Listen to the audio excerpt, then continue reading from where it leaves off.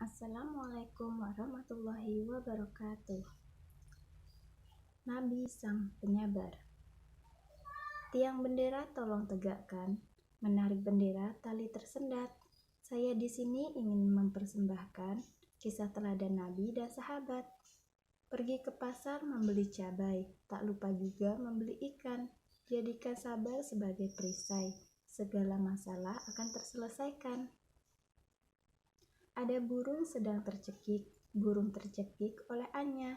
Mari simak baik-baik supaya mendapat manfaatnya. Suatu luka yang tidak sedap dipandang mata. Karena penyakit tersebut, beliau pun diusir dari negerinya. Karena mereka khawatir jika tertular. Pergilah Nabi bersama istrinya ke suatu tempat yang jauh. Lama-kelamaan penyakit itu menyulitkan untuk beraktivitas dan beribadah. Namun, ia tetap bersabar dalam menghadapi cobaan tersebut. Hadirin yang berbahagia, siapakah Nabi penyabar itu? Bagaimana kisahnya? Untuk mengetahui cerita selengkapnya, mari kita dengarkan bersama. Di sebuah daerah bernama Hara di sekitar Syam, tinggallah Nabi bersama istri dan anak-anaknya. Beliau adalah seorang nabi yang sangat kaya raya di negerinya. 20 tahun berlalu, Allah memberikan cobaan kepada Nabi. Pertama, semua tanaman dan hewan ternaknya mati terserang hama penyakit dan tidak ada satupun yang tersisa. Berikutnya, anak-anak Nabi yang berjumlah 12 orang meninggal dunia. Pada suatu hari berikutnya, ketika bangun tidur, tiba-tiba seluruh tubuh Nabi dipenuhi luka yang tidak sedap dipandang mata.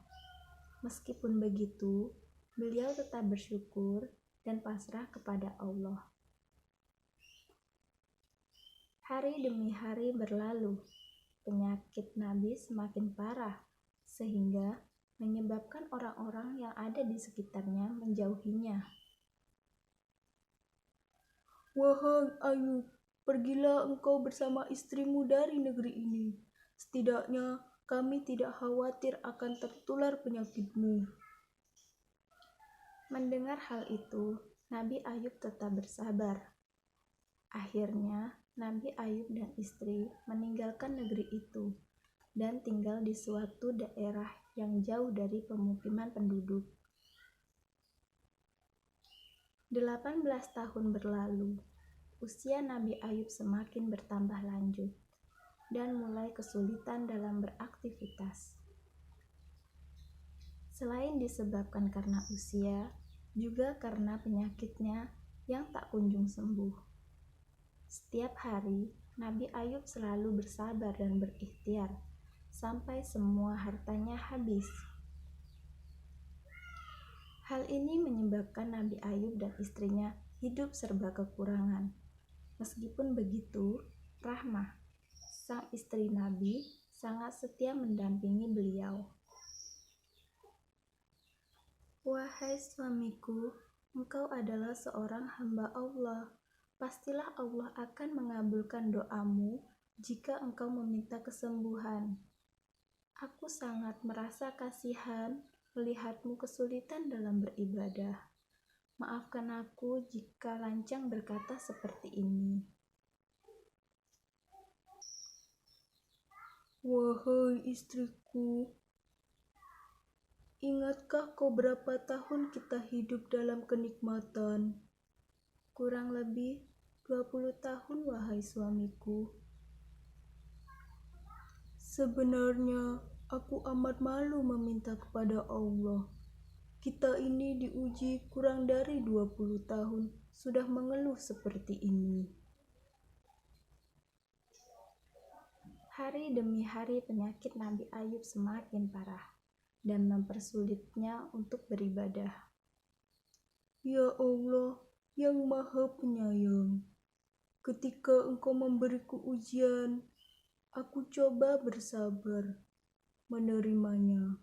Namun, jika ujian itu mempersulit ibadahku kepadamu, maka kiranya engkau angkat penyakitku, ya Allah. Seketika itu terdengar suara dari langit.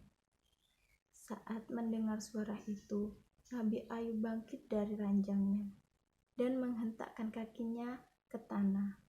Lalu muncullah mata air. Kemudian, ia gunakan air yang memancar itu untuk mandi dan minum.